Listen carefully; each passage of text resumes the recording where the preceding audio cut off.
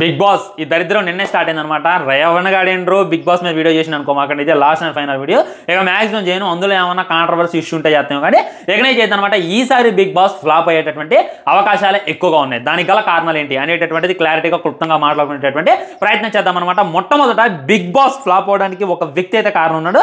ఆయన ఎవరో కాదనమాట, మన కింగ్ నాగార్జున. అసలే కదా పాపం, ఆయన ఏమనుకోమాకండి, మన పల్లవి ప్రశాంత్ అనమాట. ఎస్, మనోడు అప్పుడు సృష్టించినటువంటి విధ్వంసం ఏంటి అనేటటువంటిది మనం చూసాం. అన్న రైతును అన్న కాళ్ళు పట్టుకుంటాను అని చెప్పి నానా సంకల్ నాకి నానా బతిలాడుకొని బిగ్ బాస్కి అయితే వెళ్ళింది అనమాట. వెళ్ళిన తర్వాత నిజం చెప్తాను భయ్యా, ఎల్లంగలోనే ఆ రతికాతో పులిహార కలిపిండు. చాలా చెత్తగా ఆడింది అనమాట. బిగ్ బాస్ ఇప్పటిదాకా 8 జరిగినాయి, కానీ 8లో ఎవడు ఆడనంత చెత్తగా, ఎవడు బిహేవ్ చేయనంత చెత్తగా పల్లవి ప్రశాంత్ అయితే గెలిచిండు. కానీ ఏంటంటే తనే గెలిచింది అనమాట. గెలిచిన తర్వాత అందరూ కూడా తన్ని తిట్టిన వాళ్ళని గిట్టిన వాళ్ళని అందరూ ఇచ్చేయడం మొదలు పెట్టారనమాట. కానీ మనోడు బయటకు వచ్చిన తర్వాత వాడి ఒరిజినల్ బుద్ధి ఏంది అనేటటువంటి అర్థమైంది. జైలుకి వెళ్ళిండు, తిరిగి వచ్చిండి. ఇదొక పాయింట్ అనమాట. ఇంకోటి ఏంటంటే తనకు బిగ్ బాస్ గెలిచిన తర్వాత కొత్త అమౌంట్ అయితే వచ్చిందనమాట.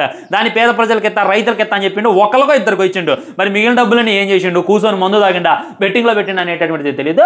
సో అక్కడ తను వెళ్ళొచ్చిన తర్వాత జైలుకి వెళ్ళటమైనా, అలా కార్ అద్దాలు పగలగొట్టమైనా, రోడ్ల మీద రచ్చరచ్చ చేయడమైనా, ఆల్మోస్ట్ బిగ్ బాస్ పరువు అక్కడే పోయింది. బిగ్ బాస్ మీద సగం మందికి ఇంట్రెస్ట్ దొబ్బింది అనమాట. మనమేంద్ర ఇంత కష్టపడి ఇలా ఎదవక ఓట్లేసింది, ఎలాంటి మనం గెలిపించింది, తూమా బతుకు చేయడా అని చెప్పి మాక్సిమం 90% పీపుల్స్ బిగ్ బాస్ చూడడం అక్కడే బంద్ చేశారనమాట. ఇంకో 10% పీపుల్స్ ఉంటారు, వాళ్ళు ఏదో ఇక టైం పాస్ అనమాట. ఇంట్లో పని పాట ఏముండదు కదా, హస్బెండ్ తెచ్చి పెడతాడు, వాళ్ళ అయ్యా అమ్మాయి తెచ్చి పెడతారు. ఏం పని పాట లేకుండా కొంతమంది అయితే బిగ్ బాస్ చూస్తూనే ఉంటారు అనమాట.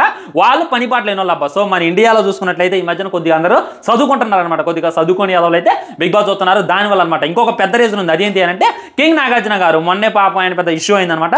సో నాగార్జున గారిని హోస్ట్గా చూసి అందరికీ బోరు కొట్టింది. మీకు తెలియనటువంటి ఒక ఫ్యాక్ట్ చెప్తానంటే, మొట్టమొదట ఈ 8 కోసం మార్చాలనుకున్నారు హోస్ట్ని. ఫస్ట్ వెళ్ళి విజయ్ దేవరకొండని అప్రోచ్ అయ్యారనమాట. నాకు వద్దురా దన్నోరా దోత, ఇప్పుడు నా మీద ఉన్న ట్రోల్స్ అల్లే, నేను కొత్త స్టాఫ్ అని చెప్పి అన్న వదిలేసినట్ట. నానిగారిని అడిగారు, మనం మీరు బిగ్ బాస్ లో కూడా చూడొచ్చు అనమాట. అయితే నేను చేయనని చెప్పిన అనమాట. ఎన్టీఆర్ అడిగితే చాలా దొబ్బే అన్నాడు అనమాట. ఈ విధంగా తెలుగు యాక్టర్స్ ఎవరు కూడా రెడీగా లేరు. అంతెందుకు ఇంతకుముందు హిందీలో చూసుకున్నట్లయితే అమితాబ్ బచ్చన్, మన సల్మాన్ ఖాన్ చేస్తారు. ఇప్పుడు చూసుకున్నట్లయితే ఎవరు చేయట్లా. దీన్ని బట్టి అయితే దాని యొక్క క్రేజ్ అనేది తగ్గిపోయింది, దాని యొక్క వ్యవహారం అనేది దిగిపోయింది. కాబట్టి ఇక గతి లేక ఎవడు హోస్ట్ చేయడానికి ముందు రావడంతో మళ్ళీ నాగార్జున గారిని పెట్టి పరిపూర్ణం చేసేటటువంటి ప్రయత్నం చేశారు. ఇక దానివల్ల చాలా మందికి అయితే ఇంట్రెస్ట్ పెరిగింది అనమాట. ఆ హోస్ట్ను మార్చట్లేదు, ఏదో కాన్సెప్ట్ మార్చట్లేదు. ముఖ్యంగా ఏంటంటే వచ్చినటువంటి కంటెస్టెంట్స్ అబ్బా ఆయమన్న ముఖం ఒక్కటో లేదబ్బా. నేను ఒక ప్రోమో చూసిన అనమాట. అక్కడ మాట్లాడేటటువంటి చూస్తుంటే ఏదో తేడా కూడా అనిపిస్తుంది అనమాట. ఈసారి ఏదో కపుల్స్ అంటున్నారు, అది ఇది అంటున్నారు. దీనివల్ల బిగ్ బాస్ మీద ఎవరికి కూడా ఇంట్రెస్ట్ లేదు. ఒకవైపు వరదలు వచ్చి సత్తున్నారు, వీళ్ళ మీద ఒక మంచి కాన్సెప్ట్ తీయండి, వీళ్ళ గురించి మాట్లాడండి. ఒకవైపు రైతులు ఉన్నారనమాట, వాళ్ళ గురించి ఏదేం చేయండి. ఇంకొకవైపు స్కామ్స్ జరుగుతున్నాయి, వాటి గురించి ఏదేం చెప్పండి. ఆ సిఐడి ఏదైనా ఉపయోగపడింది. అంతేందుకు ఈ పనికి మాలినటువంటి కార్తీక దీపం కూడా చాలా మందికి ఉపయోగపడిద్దిలే, కానీ ఈ పనికి మాలినటువంటి బిగ్ బాస్ వల్ల ఎవరికి ఉపయోగం లేదని చెప్పి మాక్సిమం ఆఫ్ పీపుల్ చూడటం బంద్ చేశారనమాట. మీరు కూడా చూడటం బంద్ చేస్తే బాగుంటుంది అని చెప్పి నేను ఇచ్చేటటువంటి ఒపీనియన్. నేనైతే సచ్చినా చూన్నా. మళ్ళీ ఇంకో క్వశ్చన్ మీకు రావచ్చు అనమాట, భయ్యా నువ్వు ఒకవేళ బిగ్ బాస్ లోకి ఆపర్చునిటీ వస్తే వెళ్తామని బొచ్చు కూడా వెళ్ళినావు. మళ్ళీ చెప్తానా, రాసి పెట్టుకోండి. ఏదో ఒక రోజు నాకు బిగ్ బాస్ నుండి ఆఫర్ వస్తుంది అనమాట. ఇలా కాకపోతే రేపు వస్తుందో లేకపోతే ఎల్లుండి వస్తుంది, రాకుండా ఉండదు. ఎందుకంటే పూకుడుగాల్ని పెద్ద ఎదవలనే తెసపోతున్నారు, నన్ను చేసపోరా, ఖచ్చితంగా తెసపోతారు. కానీ నేను నా ఎడంకాలతో ఆఫర్ని నేను సచ్చినా వెళ్ళను. ఒకవేళ నేను బిగ్ బాస్కి వెళ్తే ఆ రోజు మీరు ఎన్ని తిడతారో తిట్టుకోండి, ఎన్ని ట్రోల్ చేసుకుంటారో చేసుకోండి, సచ్చినా నాకు ఆఫర్ వద్దు, నాకు అదృష్టం కూడా వద్దు అనమాట.